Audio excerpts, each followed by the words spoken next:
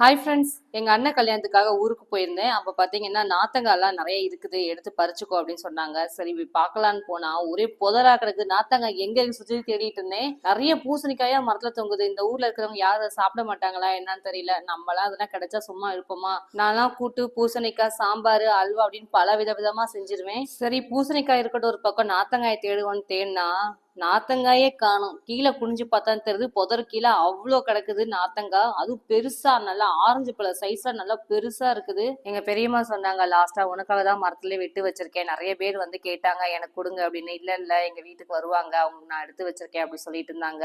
ஒரு வழியா கஷ்டப்பட்டு புதருக்குள்ள இறங்கி பறிச்சிடலாம்னு சொல்லிட்டு இறங்கி பறிக்க ஆரம்பிச்சிட்டேன். அது உள்ள குனிஞ்சு போய் நான் ஒரு பக்கம், எங்க அண்ணனோட மாமியார் ஒரு பக்கம் மாத்தி மாத்தி பறிச்சிட்டு இருந்தோம். அவங்க பாவம் எனக்காக கஷ்டப்பட்டு முள்ளு புதருக்குள்ள எல்லாம் உள்ள போய் அவங்க ஒரு பக்கம் பறிச்சிட்டு இருக்காங்க. நான் ஒரு பக்கம் பறிக்கலாம்னு சொல்லிட்டு இறங்கி புதருக்குள்ள போய் ஒரு பக்கம் பறிச்சிட்டு இருந்தேன். நார்த்தங்காய் மரத்துக்கு மேல ஃபுல்லா பூசணிக்காய் ஃபுல்லா கவர் பண்ணி மூடி இருக்குது. புதரு மாதிரி கிட்டத்தட்ட பாத்தீங்கன்னா இந்த புதருக்குள்ள நாங்க எவ்வளவு கஷ்டப்பட்டு எடுக்கிறோம் நீங்களே பாருங்க. ஒவ்வொரு தடையும் ஊறுகாய் பண்ணும்போது கடையில தான் வாங்குவேன். இந்த தடவை ஊருக்கு போனோம், சரி நமக்கும் எடுத்து வச்சிருந்தாங்க, சரி நம்ம பறிச்சுக்கலாம், ஃப்ரெஷ்ஷா இந்த தடவை ஊறுகாய் போடலாம்னு சொல்லிட்டு எல்லா நார்த்தங்காயும் பறிச்சு எடுத்துட்டு இருக்கேன். காய் பாத்தீங்கன்னா ஒன்னொன்னு இந்த பப்ளி மாஸ் சொல்லுவாங்கல்ல அந்த மாதிரி இருந்துச்சு. செம்ம பெருசா இருந்துச்சு. வாசனை சொல்லவே முடியாது. உண்மையிலேயே நல்ல ஒரு ஃபிளேவரா இருந்துச்சு. அந்த உள்ளுக்குள்ள போய் அதை பறிக்கும் போது இந்த மரத்தை சுத்தி பார்க்கும்போது ஒண்ணுமே இல்லாத மாதிரி இருந்துச்சு. உள்ள போனா கீழே அப்படியே குழந்தைங்களே பறிக்கும் போல அந்த அளவுக்கு கிட்டே தான் இருந்துச்சு. ஆனா எங்களாலதான் உள்ள போய் பறிக்க முடியல. ஏன்னா வந்து நாத்தங்காய் மரத்துல ஃபுல்லா முள்ளு முள்ளா இருக்கிறதுனால கொஞ்சம் கஷ்டமாவும் இருந்துச்சு, ரிஸ்காவும் இருந்துச்சு இதை பறிக்கிறதுக்கு.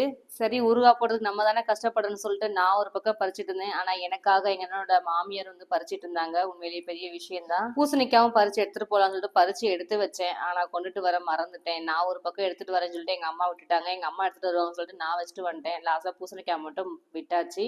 சரி நாத்தங்காய் எல்லாம் பறிச்சு எடுத்துக்கலாம்னு சொல்லிட்டு நான் அதை பத்திரமா பறிச்சு என் கூடயே எடுத்துட்டு போயிட்டேன். அதனால நாத்தங்காய் மட்டும் என்கிட்ட வந்துருச்சு. நல்ல மனமா செம்ம ஃபிளேவரா இருக்கு ஒவ்வொரு காயுமே.